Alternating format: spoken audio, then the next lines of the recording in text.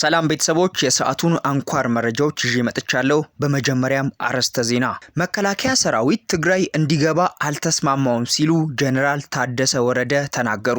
ጀዋር መሐመድ በኢትዮጵያ የተለያዩ አካባቢዎች ሲካሄዱ የቆዩ ጦርነቶችንና አሁን በሰሜኑ የሀገሪቱ ክፍል ዳግም እያቆጠቆጠ ያለውን የግጭት ስጋት አስመልክቶ ዝርዝር መግለጫን ሰጠ። የምክር ቤት አባሉ ዶክተር አበባው ደሳለው የአብን ፓርቲ ለወከለው ማህበረሰብ ድምጽ ባለመሆኑ ፓርቲውን ለመልቀቅ ተገድጃለሁ ሲሉ ተናገሩ። የሰባተኛው ጠቅላላ ምርጫ ተወዳዳሪ 48 የፖለቲካ ፓርቲዎች የመወዳደሪያ ምልክቶቻቸውን ይፋ አደረጉ። የነዚህን መረጃ ዝርዝሮቹን የምታደምጡ ይሆናል። በሌተናል ጀነራል ታደሰ ወረደ የሚመራው የትግራይ ጊዜያዊ አስተዳደር መከላከያ ሰራዊት ወደ ትግራይ ክልል እንዲገባ ተስማምቷል መባሉን አስተባብለዋል። መከላከያ ሰራዊት ትግራይ እንዲገባ አልተስማማውም ያሉት ጀነራል ታደሰ ወረደ በሌተናል ጀነራል ታደሰ ወረደ የሚመራው የትግራይ ጊዜያዊ አስተዳደር መከላከያ ሰራዊት ወደ ትግራይ ክልል እንዲገባ ተስማምቷል መባሉን አስተባብለዋል። የትግራይ ጊዜያዊ አስተዳደሩ ፕሬዝዳንት ጀነራል ታደሰ ወረደ ጽህፈት ቤት ባወጣው መረጃ መከላከያ ሰራዊት በትግራይ ክልል በሚገኙ የቀድሞ የሰሜን እዝ ካምፖች እንዲሰፍር አለመስማማቱን አስታውቋል። የትግራይ ክልል ጊዜያዊ አስተዳደር የኢትዮጵያ መከላከያ ሰራዊት ወደ ትግራይ ክልል እንዲገባ በፌዴራል መንግስት ትዕዛዝ ተላልፏል በሚል የተሰራጨው መረጃ ፍጹም ሐሰት ነውም ብለዋል። ባለፉት ቀናት የፌዴራል መንግስት መከላከያ ሰራዊት ወደ ትግራይ ክልል እንደሚገባ ለጊዜያዊ አስተዳደሩ ማሳወቁን የሚገልጹ መረጃዎች ሲሰራጩ ነበር። የጊዜያዊ አስተዳደሩ ፕሬዝዳንት ጀነራል ታደሰ በጉዳዩ ላይ የተሰጣቸውን ትዕዛዝ ለማስፈጸም መስማማታቸውን በማህበራዊ ሚዲያ በስፋት በተሰራጨ መረጃ ላይ ተገልጿል።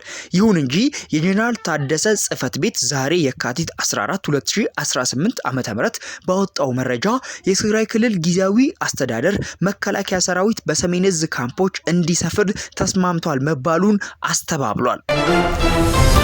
ጀዋር መሐመድ በኢትዮጵያ የተለያዩ አካባቢዎች ሲካሄዱ የቆዩ ጦርነቶችንና አሁን በሰሜኑ የሀገሪቱ ክፍል ዳግም እያቆጠቆጠ ያለውን የግጭት ስጋት አስመልክቶ ዝርዝር የሆነ መግለጫን ሰጥቷል። ጀዋር በመግለጫው ቀደም ሲል በኦሮሚያ በትግራይና በአማራ ክልሎች የተከሰቱ ግጭቶችን ከመፈንዳታቸው በፊትም ሆነ ከተቀሰቀሱ በኋላ በጽኑ ሲቃወም መቆየቱን አስታውሷል። በተለይም በአማራ ክልል የታጠቁ ግጭት ከመጀመሩ በፊት የክልሉን ልዩ ኃይልና ፋኖን በኃይል ትጥቅ ለማስፈታት መሞከር ወደ ጦርነት እንደሚያመራ አስቀድሞ ማስጠንቀቁን ጠቅሶ ዛሬም በሰሜኑ የሀገሪቱ ክፍል ሌላ ጦርነት እንዲቀሰቀስ የሚደረገውን ክፊት በጽኑ እንደሚቃወም ገልጿል። ጀዋር እንደሚለው ጦርነት መመራት ያለበት ለህዝብ ህልውናና ደህንነት እንጂ በስልጣን ላይ ያሉ አካላትን የፖለቲካ እድሜ ለማራዘም መሆን የለበትም።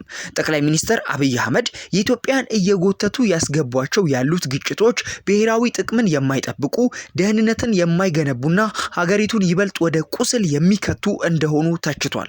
እነዚህን ግጭቶች የሀገር ውስጥ አንድነትን ከማዳከም ባለፈ ከጎረቤት ሀገራትና ከዓለም አቀፉ ማህበረሰብ ጋር ያለውን ግጭት በማሻከር የኢትዮጵያን በዓለም መድረክ ለብቻዋ እንድትቀር እያደረጓት መሆኑን አብራርተዋል።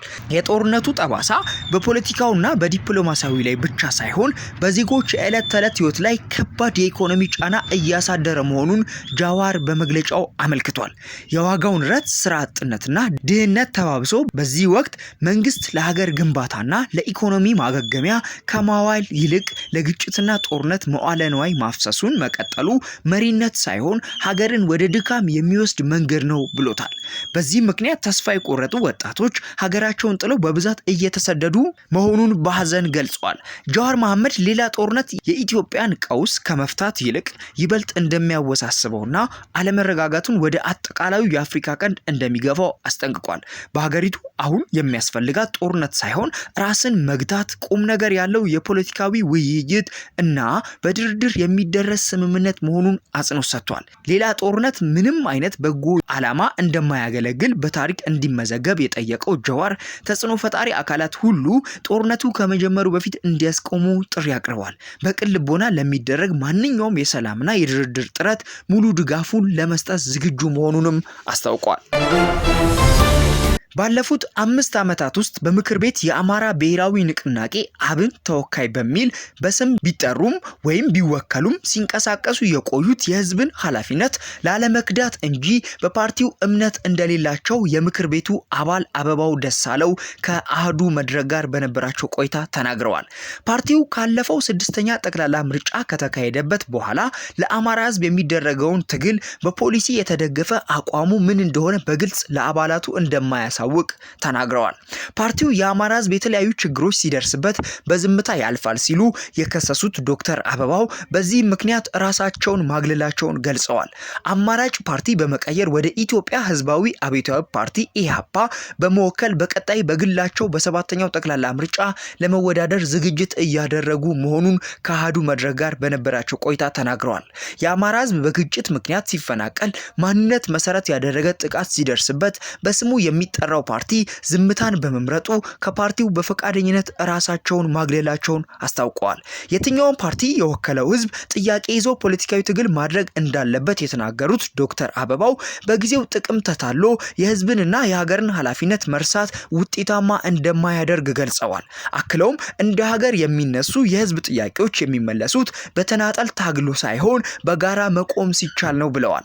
ካለፈው ስህተት በመማር በጋራ ስለ ሰላማዊ ትግል መቆም ያስፈልጋል ሲሉም አንስተው በዚህ መንገድ የህዝብን መብት ማስከበር አይቻልም ብለዋል።